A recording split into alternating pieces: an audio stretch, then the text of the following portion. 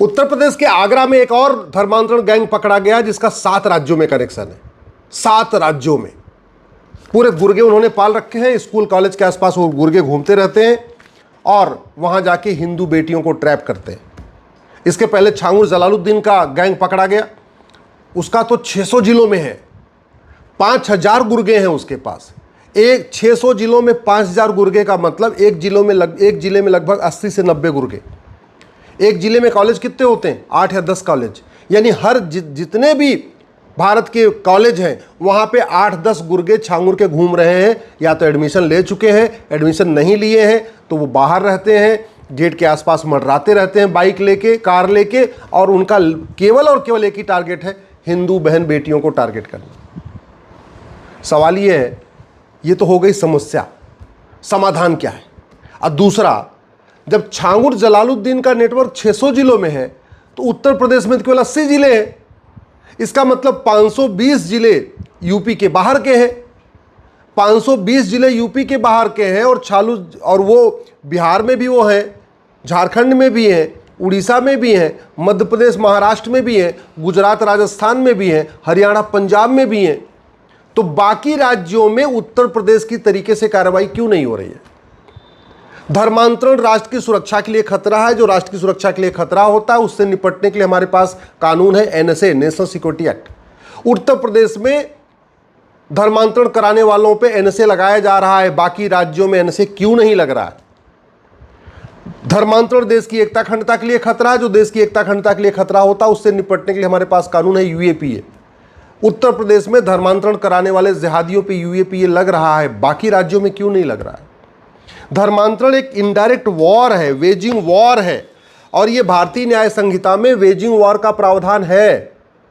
फिर धर्मांतरण कराने वाले जिहादियों पे वेजिंग वॉर की धारा क्यों नहीं लगाई जा रही है? धर्मांतरण एक ऑर्गेनाइज क्राइम है और ऑर्गेनाइज क्राइम से निपटने के लिए भी बीएनएस में एक प्रावधान है।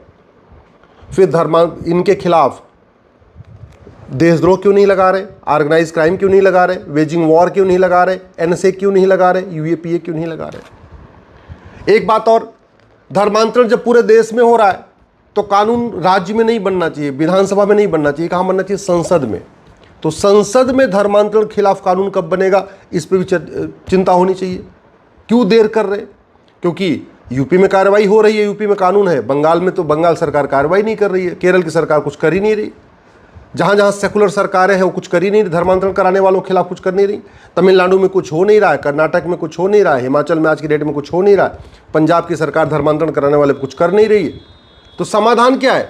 समाधान यह है कि धर्मांतरण को देशद्रोह घोषित किया जाए, धर्मांतरण को देश की एकता अखंडता के लिए खतरा घोषित किया जाए, धर्मांतरण को वेजिंग वॉर डिक्लेयर किया जाए, धर्मांतरण को ऑर्गेनाइज क्राइम डिक्लेयर किया जाए, और इसी बीएनएस में एक नया चैप्टर जोड़ दिया जाए, ऑफेंस रिलेटिंग टू कन्वर्जन। इसके बाद भी चूंकि पुलिस राज्यों के अधीन है तो पूरे देश की पुलिस एक जैसा काम नहीं करेगी। फिर तरीका यही है कि जो पुलिस एक्ट है इसको बदल के एक यूनिफॉर्म पुलिस कोड बनाया जाए।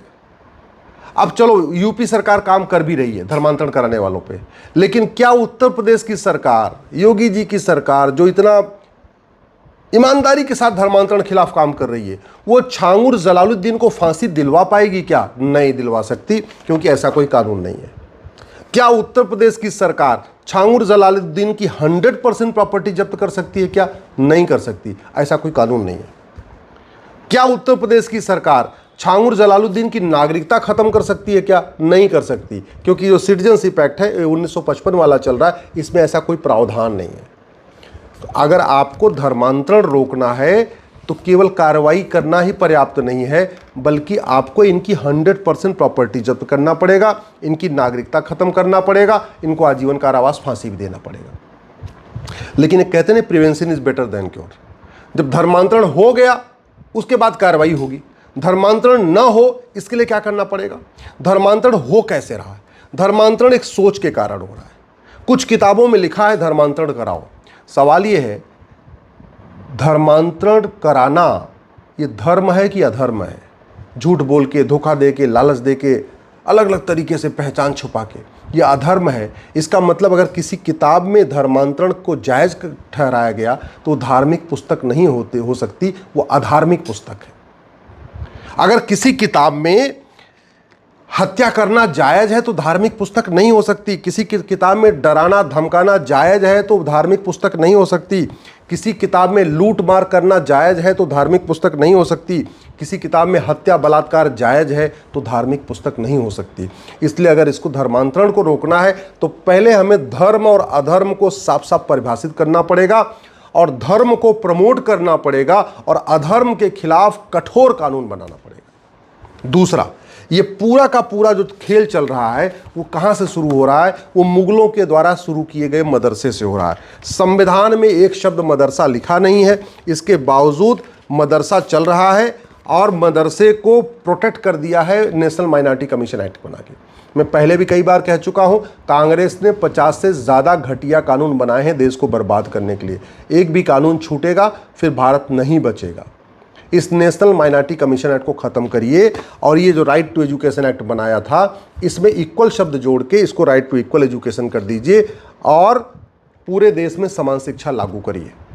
16 वर्ष तक सबकी समान शिक्षा, 10वीं तक सबकी समान शिक्षा, यही इसका समाधान है और कोई समाधान नहीं है। जब तक किताबें वो चल रही हैं और फेथ के नाम पे चल रही हैं, जो नफरत सिखाती हैं, एक दूसरे के प्रति अत्याचार करना सिखाती हैं, एक दूसरे से नफरत करना सिखाती हैं, एक दूसरे के प्रति पाक नापाक की सोच सिखाती हैं, ऐसी किताबें जब तक चल रही हैं ना तब तक शांति नहीं आ सकती। धर्मांतरण अगर रोकना है तो सबसे पहले आपको ड्रग रोकना पड़ेगा, क्योंकि जो ड्रग के ज़रिए कारोबार हो रहा है, नशे का कारोबार होता है, इसमें जो पैसा आता है इसका 50% पैसा ऐसे ही भारत को बर्बाद करने पे खर्च हो रहा है, धर्मांतरण कराने वालों की फंडिंग पे खर्च हो रहा है। धर्मांतरण रोकना है तो जो 2010 में FCRA कानून बनाया था कांग्रेस ने, इसको ख़त्म करना पड़ेगा। इसके ज़रिए बहुत बड़ी फंडिंग आ रही है। कांग्रेस ने कानून बनाया इसी काम के लिए था, यहाँ फंडिंग आती रहे और देश को बर्बाद करने के लिए लोगों को पैसा मिलता रहे। अगर धर्मांतरण रोकना है तो मनी लॉन्ड्रिंग कानून ख़त्म करना पड़ेगा। जो धर्मांतरण कराने वाले जिहादियों मिसरियों की जो फंडिंग होती है, एक तो बाहर से पैसा आता है बैंकों में FCRA के ज़रिए, और भारत के अंदर जो पैसा होता है वो हवाला के ज़रिए उनको फंडिंग होती है। तो हवाला को आपको जघन्य अपराध घोषित करना पड़ेगा, इसलिए इस कानून को बदलना पड़ेगा। धर्मांतरण कराने वालों की फंडिंग ब्लैक मनी से होती है। ब्लैक मनी ख़त्म करने का एक ही तरीका है, 100 रुपये से बड़ी नोट बंद कर दिया जाए, 5000 रुपये से महंगे सामान का कैश लेन देन बंद कर दिया जाए और इस घटिया कानून को ख़त्म कर दिया जाए और ब्लैक मनी को जघन्य अपराध घोषित कर दिया जाए। आप धर्मांतरण कराने वालों की जो फंडिंग बेनामी होती है उसको रोकने का एक ही तरीका है कि आप प्रॉपर्टी को आधार से लिंक कर दीजिए। ब्लैक मनी खत्म करने का तरीका है 100 रुपये से बड़ी नोट बंद करिए, 5000 रुपये से महंगे सामान का कैश लेन देन बंद करिए। बेनामी जो फंडिंग होती है उसको रोकने का एक ही तरीका है, 50,000 रुपये से महंगे सामान को सीधे सीधे आप आधार से लिंक कर दीजिए, यही तरीका है। और ये जो इनकी मदद करते हैं धर्मांतरण कराने वालों की, चाहे वो थानेदार मदद करता है, चाहे पेशकार मदद करता है, चाहे तहसीलदार मदद करता है, या लेखपाल करता है, या पटवारी करता है, क्राइम ब्रांच का इंस्पेक्टर पकड़ा गया, ये जो लोग भी करते हैं, या नेता मदद करते हैं, कई बार सांसद विधायक मदद करते हैं, उनको पैसा मिलता है, ये पैसा फंडिंग आती है। और वो इसलिए कह रहा हूँ, करप्शन को आपको देशद्रोह घोषित करना पड़ेगा, करप्शन को आपको जघन्य अपराध घोषित करना पड़ेगा, भ्रष्टाचार को आपको वेजिंग वॉर डिक्लेयर करना पड़ेगा। भ्रष्टाचार केवल धर्मांतरण नहीं बल्कि भारत की 50% समस्याओं का मूल कारण है भ्रष्टाचार। जितने भी अपराध चल रहे हैं वो कहीं ना कहीं पैसा दे के चल रहा है, उसका रूट काज करप्शन है। इसलिए करप्शन को आपको जघन्य अपराध घोषित करना पड़ेगा। ये जो ज़मीन लेके बैठे हुए हैं इनकी सारी ज़मीनें वापस करनी पड़ेंगी, जो अंग्रेज़ों ने बांटा था ज़मीन, या जो वक्फ बोर्ड 40 लाख एकड़ ज़मीन पे कब्जा करके बैठा हुआ है, उस ज़मीनों से उनको जो किराया आ रहा है, जो उससे ज़मीनों से उनको आय इनकम हो रही है, उसका उपयोग किया जा रहा है धर्मांतरण कराने वालों को फंडिंग कराने के लिए। और नकली दवाओं का जो कारोबार होता है, इससे जो पैसा आता है उससे भी धर्मांतरण कराया जा रहा है। तो धर्मांतरण कराना है तो सबसे पहले धर्म और अधर्म को परिभाषित करना पड़ेगा, सारी किताबों की रिव्यू करना पड़ेगा, समीक्षा करना पड़ेगा। जिन किताबों में धर्मांतरण को जायज़ ठहराया गया उनको बैन करना पड़ेगा, धर्मांतरण को जघन्य अपराध घोषित करना पड़ेगा, धर्मांतरण को देशद्रोह घोषित करना पड़ेगा, धर्मांतरण को वेजिंग वॉर डिक्लेयर करना पड़ेगा, धर्मांतरण को ऑर्गेनाइज क्राइम डिक्लेयर करना पड़ेगा, धर्मांतरण को राष्ट्र की सुरक्षा के लिए खतरा घोषित करना पड़ेगा, धर्मांतरण को देश की एकता अखंडता के लिए खतरा घोषित करना पड़ेगा, और पूरे देश की पुलिस एक जैसे व्यवहार करे, पुलिस स्वतंत्र और निष्पक्ष होकर काम करे, सत्ता के दबाव में न काम करे, इसलिए एक यूनिफॉर्म पुलिस कोड लागू करना पड़ेगा। जज मनमानी न कर पाए, इसलिए यूनिफॉर्म जुडिशियल कोड लागू करना पड़ेगा। यह थानेदार, हवलदार, कप्तान, कलेक्टर मनमानी न कर पाए, एक लिए यूनिफॉर्म एडमिनिस्ट्रेटिव कोड लागू करना पड़ेगा। और सबसे important, narco polygraph brain mapping कानून बनाना पड़ेगा। मैं गारंटी के साथ कहता हूं, अभी जितना छांगुर जलालुद्दीन के बारे में खबर आई है, ये तो 20% भी नहीं है। अगर इसका narco polygraph brain mapping test हो जाए और लाइव कर दिया जाए, इसको सारे टीवी चैनलों पे लाइव कर दिया जाए, लोग विश्वास नहीं कर पाएंगे, ऐसी सी बातें बताएगा।